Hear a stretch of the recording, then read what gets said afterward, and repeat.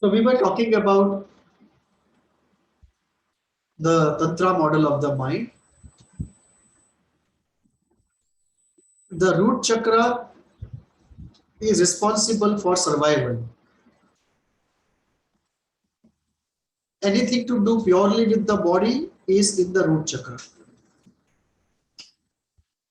Aggression and fear are managed by the root chakra.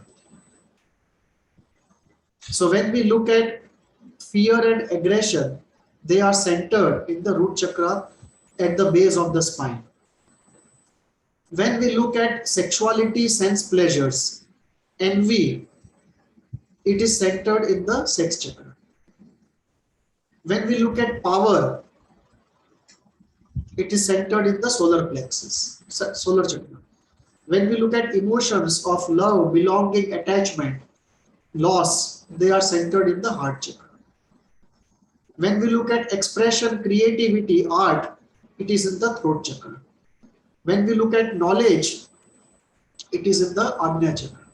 When we look at mysticism and spirituality, all the esoteric parapsychological knowledge, it is in the crown chakra. So each chakra is a location for specific types of motivations, psychological operations, and so on. And this is how the whole mind functions. If somebody has an emotional problem, we say it is a problem in the heart chakra. If somebody has a domination submission problem, we say it is a problem of the solar plexus. If somebody has an Oedipal problem, we say it's the problem of the sex chakra. If somebody has a fear aggression problem, we say it's the problem of the root chakra. If somebody has a cognitive problem, we say it's an Ajna chakra. So this is how the Tantra model of the mind is. There is one more model of the mind in the cognitive schools, which looks at mind essentially as like a computer, and they create a model called information processing model.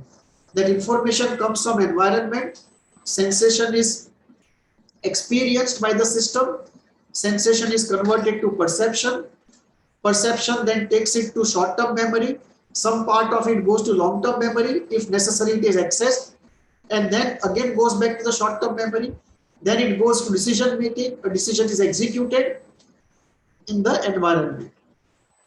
And then feedback loop of course is there, and the attention keeps shifting location, I mean moment to moment based upon what is needed at any particular time. So attention also is one variable which goes into short-term memory. So there is this part of memory, the working memory and long-term memory. And when we say childhood trauma, we are talking of long-term memory. Okay. So this is the information processing model of the mind. It does not make much distinction between the cognitive processing and affective processing.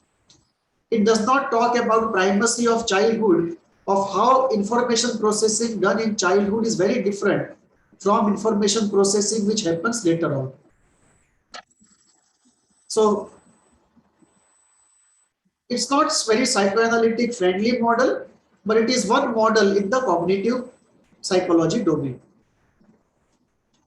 Then we come to Sri Aurobindo's model of the mind. Here we see there is this divine spirit from which comes the supramental mind, and then we have range of mind. From spirit comes supramental mind, over mind, intuitive mind, illumined mind, higher mind, our mind, and then the lower parts of the mind.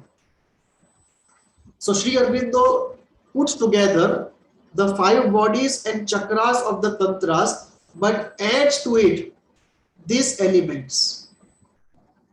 This classification of mind, what he calls planes and parts of the being. So this part is added by him, this part is added by him.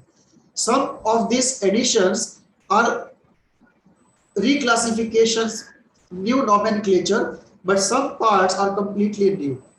Those who are interested deeply in Sri Aurobindo's model can go into it.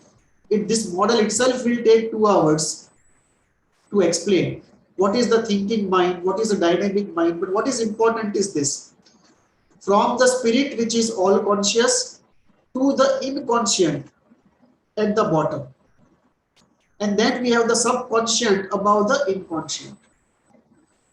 And these are the 5 sheets, and the chakras are there.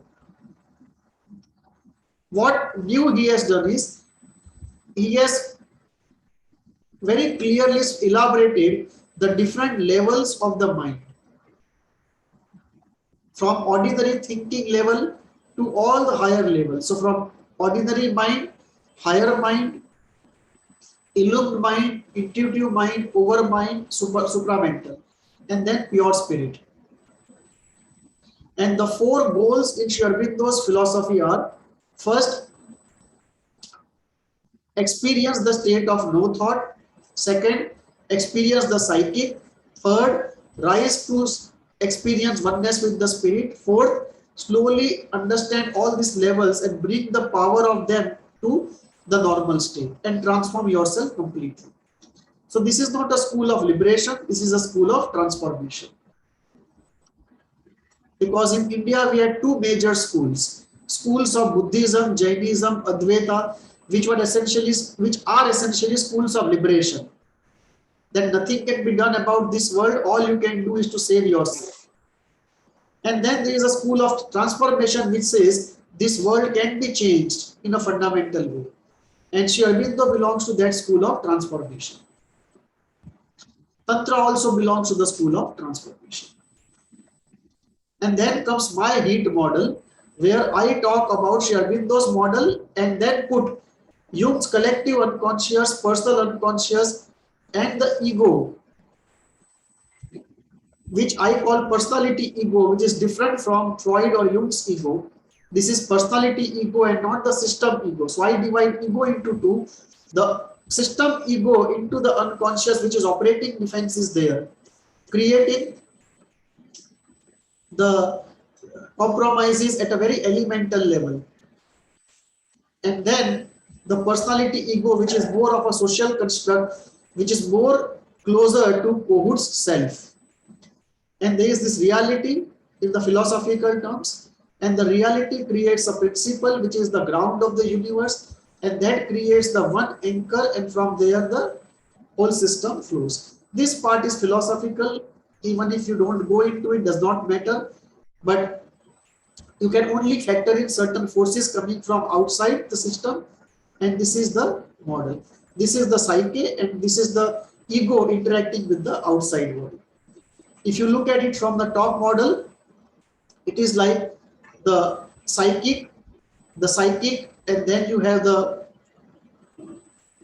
karmic layer, then the yin and yang, and then the 5 chakras, and then you have the collective unconscious, the personal unconscious, and the conscious.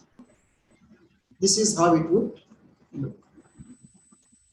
So this is how the heat model is actually a development which incorporates all the prior models, including the information processing model and the philosophical models of epistemology, particularly Kant's model of epistemology. And as we go along, we will elaborate the heat model. But today we have just introduced in a structural sense the heat model. Any questions on this? No, sir. Sir, but what according to you, which model according to you is the best? Like I found Aurobindo model to be the nice one, because he has incorporated like 5 chakras, also 5 layers, and he has given something more about the spirit, and many of us are intuitive also. So he has given the 5 layers of how we think. So it is a nice model in a way. Yes, I agree with you. In terms of the width and the depth, it is the most comprehensive model of the mind that I have seen. We only need to incorporate the process knowledge from Western psychoanalytic schools into this model. Yes, and that I think you have done it in the heat model. Yes, yes. I am trying to do it. Right? The model development is not an easy task. It takes years and trials and errors. Right? I mean, perfect model won't fall from the sky. So I have taken the first steps. In years to come, it will refine itself and develop itself. Yes.